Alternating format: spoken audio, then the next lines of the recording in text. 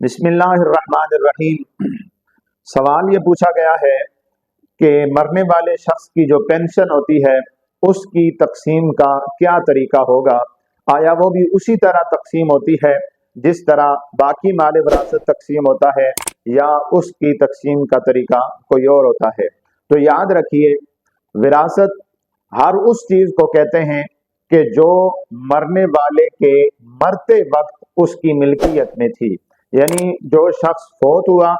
उस वक्त उसकी मिल्कियत में जो कुछ भी था वो सारे का सारा उसकी विरासत कहलाता है। वो विरासत उसकी औलाद में, उसके खानदान वालों में जो जो उस विरासत के हकदार हैं उनमें बराबर बराबर शरई कानून कवानीन के मुताबिक तकसीम होगी।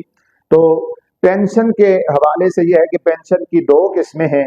एक पेंशन तो वो होती है कि जो जब मुलाजमत से बंदा रिटायर होता है तो उसे इकट्ठी एक रकम मिलती है, मसलन 15 लाख, 20 लाख, 30 लाख, या वो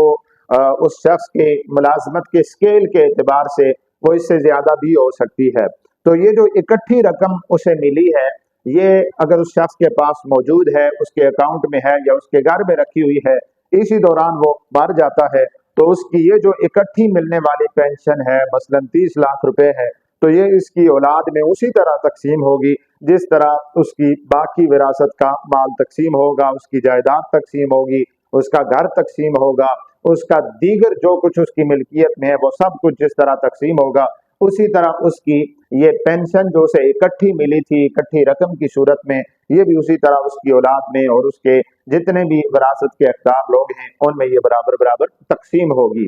अब पेंशन की दूसरी किस्म यह है कि जो मंथली पेंशन मिलती है इंसान को, कि रिटायर होने के बाद इकट्ठी रकम मिलने के बाद अगले कुछ सालों तक उसे मंथली उसकी जितनी तनख्वाह थी उसका कुछ हिस्सा वो उसके अकाउंट में आता रहता है, उसे मिलती रहती है। तो अब ये जो पेंशन जो मंथली आने वाली है इसको बिल्कुल भी विरासत के तरीकों पर तकसीम नहीं किया जाएगा और इस पर विरासत के कवानीन लागू नहीं होंगे, इसलिए कि विरासत वो चीज होती है कि जो मरने वाले के मरते वक्त उसकी मिल्कियत में हो। तो ये जो बाद में आने वाली जो पेंशन है इसका तो वो मरते वक्त मालिक नहीं था, इसलिए इसकी ये जो बाद में आने वाली, मरने के बाद जो आने वाली पेंशन है, इसके सारे बुरासा जो हैं वो हकदार नहीं होंगे और इसको विरासत के तरीकों पर और उसूल कवानीन पर तकसीम नहीं किया जाएगा, बल्कि इस विरासत का हकदार और इससे जो पेंशन का हकदार है वो वही शख्स होगा जिसका मरने वाले ने अपने बाद वहां नाम लिखवाया होता है। यानी एक ऑप्शन आपको उस दफ्तर में दिया जाता है कि अगर आप